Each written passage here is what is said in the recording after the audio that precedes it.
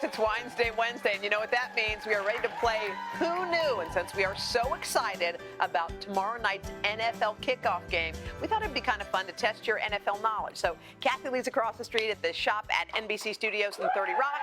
She's ready to hand out $100 to anybody who gets the questions right. And those who don't get a mini football. But you can't lose because everyone's going to go home with an NFL jersey. Yay! Here to help me out in studio is Carolyn Mano from NBC Sports. Are you so ready for tomorrow? Are you dying for it to start? Ready for football Let's season. get ready for some football. Yes. All right, KLG, over to you. Lovely lady from Saginaw, Michigan. Okay, which Emmy-nominated actor was signed as an undrafted free agent by the Pittsburgh Steelers? Was it Conan O'Brien, Ed O'Neill, or John Hamm? No. What does she get? She gets this. Oh, you're up.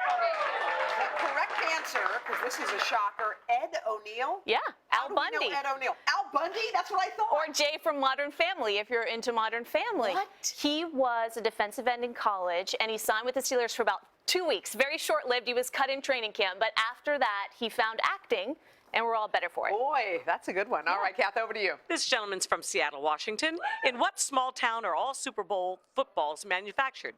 Ada, Ohio, La Crosse, Wisconsin, or Redbird, Kentucky? I think it's Ada, Ohio. Yes.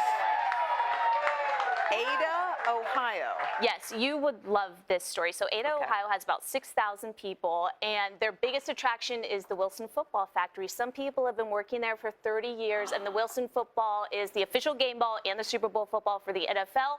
But everything's done by hand in the factory. The footballs are hand sewn, and it's like the pride of Ada. They love it. That is awesome. Yes, That's great story. awesome. Kath, over to you. All righty, from Spokane, Washington. Okay, last season, what was Carolina Panthers quarterback Cam Newton's go-to celebratory move? Was it the moonwalk, the dab, or the jumpin' jacks? It's the dab. Okay. Yeah. Why isn't everyone doing the dab? Show us the dab. You go. Show us your dab. There you go. Yeah, just like you're sneezing into your elbow.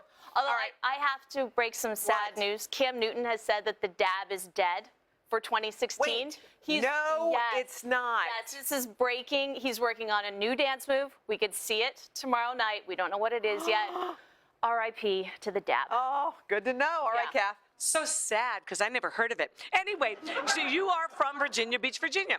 What is the origin of the team name, the New York Jets?